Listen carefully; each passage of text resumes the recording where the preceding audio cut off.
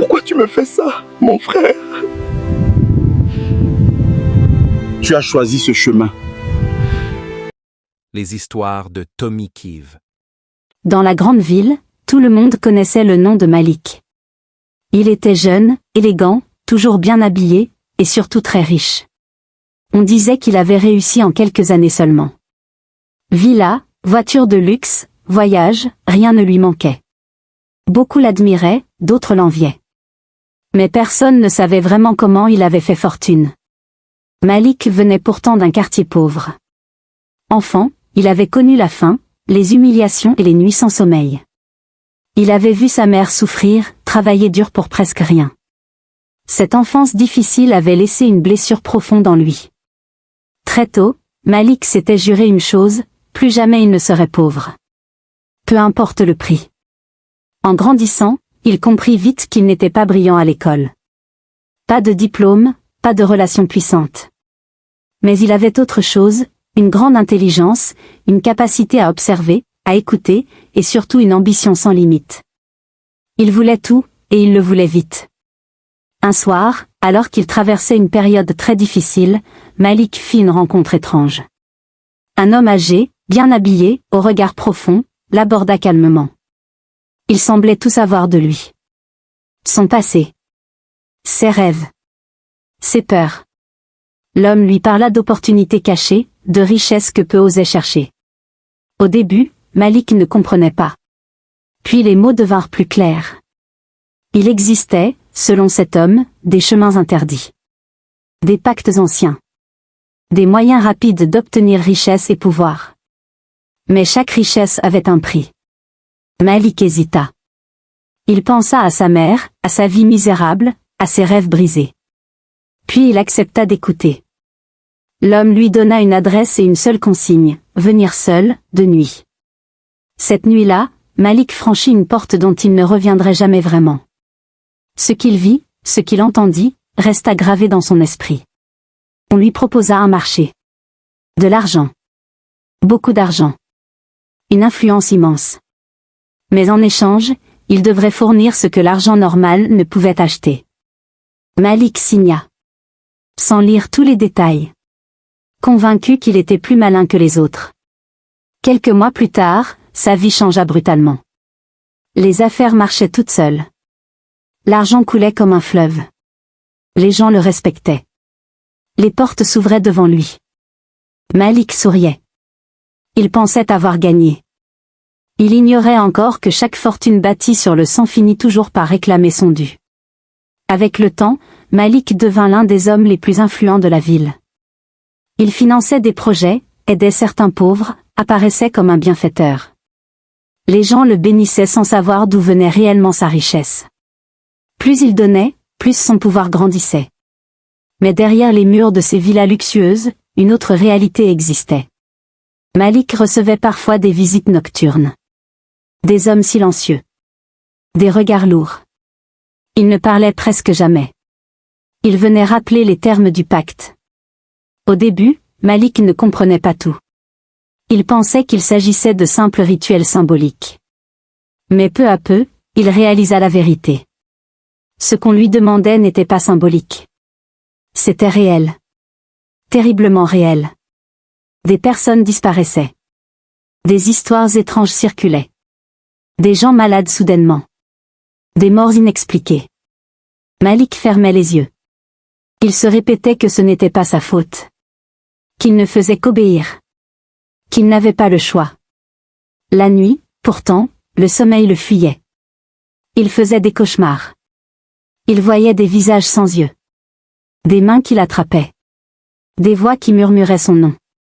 Il se réveillait en sueur, mais au matin, il enfilait son costume et reprenait son rôle de millionnaire respecté. Plus l'argent augmentait, plus les demandes devenaient lourdes. Le pacte exigeait toujours plus. Malik commença à perdre le contrôle. Il comprit qu'il n'était plus le maître de sa richesse. C'était elle qui le possédait. Il tenta parfois de résister. De dire non. Mais chaque refus était suivi d'un avertissement. Une maladie soudaine. Un accident évité de justesse. Un proche en danger. Alors Malik cédait à nouveau. Il était riche, mais prisonnier. Un jour, Malik apprit qu'une enquête discrète avait commencé.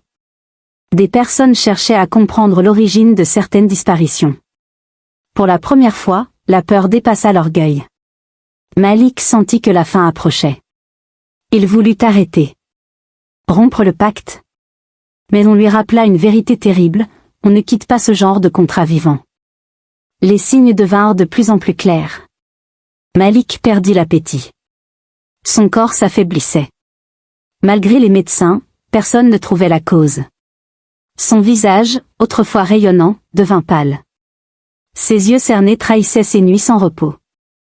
Les hommes en noir revenaient plus souvent. Leur silence était plus lourd. Leur regard plus froid. Malik comprit qu'il n'était pas là pour discuter. Une nuit, il tenta de fuir. Il monta dans sa voiture de luxe, décidé à quitter la ville. Mais à peine avait-il roulé quelques kilomètres que la voiture s'arrêta net. Le moteur était mort. Sans raison. Il rentra chez lui, tremblant. Le lendemain, il tomba malade. Incapable de se lever. Chaque tentative de fuite échouait. C'est alors qu'il comprit l'horreur totale du pacte. Il n'avait pas seulement vendu son avenir. Il avait vendu sa liberté. Des visions commencèrent. Malik voyait des cercueils. Il se voyait à l'intérieur. Des silhouettes autour de lui. Il criait, mais personne ne l'entendait. Il pria. Pour la première fois depuis longtemps. Il demanda pardon. Il promit de réparer. Mais certaines portes, une fois ouvertes, ne se referment jamais. Un matin, Malik se réveilla entouré de silence. Plus de domestiques. Plus de téléphones. Tout semblait figé. Il tenta d'appeler à l'aide, mais sa voix était faible. Les hommes en noir arrivèrent. Cette fois, ils parlèrent. Leur voix n'était pas humaine. Ils lui rappelèrent chaque clause. Chaque vie sacrifiée. Chaque richesse reçue. Malik pleura. Il tomba à genoux. Il supplia. Mais il était trop tard. On le conduisit à l'extérieur. Devant une voiture de luxe ouverte. Un cercueil blanc l'attendait. Malik comprit que la fin était là. Il voulut crier. Mais son corps ne répondait plus. Malik se réveilla brusquement, le cœur battant. Il n'était pas mort. Pas encore. Il était allongé dans une pièce sombre, froide, inconnue. Autour de lui, il n'y avait ni luxe, ni richesse. Juste le silence. Un silence lourd, presque vivant. Il tenta de se lever, mais son corps était faible. Chaque mouvement lui demandait un effort immense. Sa tête tournait. Ses souvenirs revenaient lentement. Les hommes en noir. Le cercueil. La voiture. Tout cela n'était donc pas un rêve. Une porte s'ouvrit doucement. Une silhouette entra. Ce n'était pas l'un des hommes en noir. C'était un vieil homme, simple, calme, avec un regard profond. Il s'approcha lentement et s'assit en face de Malik. « Tu as vu ce que l'argent humain coûte vraiment » dit-il d'une voix grave. Malik voulut parler, mais aucun mot ne sortit. Des larmes coulèrent sur ses joues. Pour la première fois, il ne pensait plus à l'argent. Il pensait à sa vie. À ce qu'il avait perdu. À ce qu'il pouvait encore sauver. Le pacte n'est pas encore totalement terminé, continua le vieil homme. Mais il reste une chose que tu peux faire. Malik releva la tête, surpris. Un faible espoir naquit dans son regard. Tout ce que tu as pris devra être révélé. La vérité devra sortir. Et tu devras affronter les conséquences. À cet instant, Malik comprit que sa richesse ne le protégeait plus. Qu'il allait devoir payer, non pas par la mort immédiate, mais par un chemin long, douloureux, et public. Dehors, la ville continuait de vivre, sans savoir que l'homme qu'elle admirait autrefois était désormais prisonnier d'un secret prêt à exploser. L'histoire de Malik n'était pas terminée. Elle ne faisait que commencer. Malik ouvrit lentement les yeux. Il n'y avait plus de bruit. Plus de voix. Plus de silhouettes. Il se trouvait seul, allongé dans un endroit sombre et étroit. En essayant de bouger, il comprit avec horreur qu'il était enfermé dans un cercueil. Son souffle devint court. Son cœur battait à tout rompre. Des souvenirs lui revinrent brutalement. L'argent. Le pacte. Les vies sacrifiées. Les avertissements ignorés. Il comprit enfin que ce moment était celui qu'il avait toujours repoussé. Celui qu'il avait cru pouvoir éviter grâce à sa richesse. Malik tenta de crier, mais aucun son ne sortit. Ses mains frappaient le bois, faibles, désespérées. Personne ne répondit. Le silence était total. Un silence de jugement. Dans cette obscurité, Malik pensa à sa mère, à l'enfant pauvre qu'il avait été, à ses rêves simples. Il se rendit compte qu'il n'avait jamais cherché le bonheur, seulement le pouvoir. Et ce pouvoir l'avait détruit. Peu à peu, sa respiration ralentit. Son corps s'affaiblit. La peur laissa place au regret. Il comprit trop tard que l'argent obtenu par le mal ne sauve jamais. Il condamne. À l'extérieur, la ville continuait de vivre. Les gens parlaient encore du millionnaire influi disparu mystérieusement.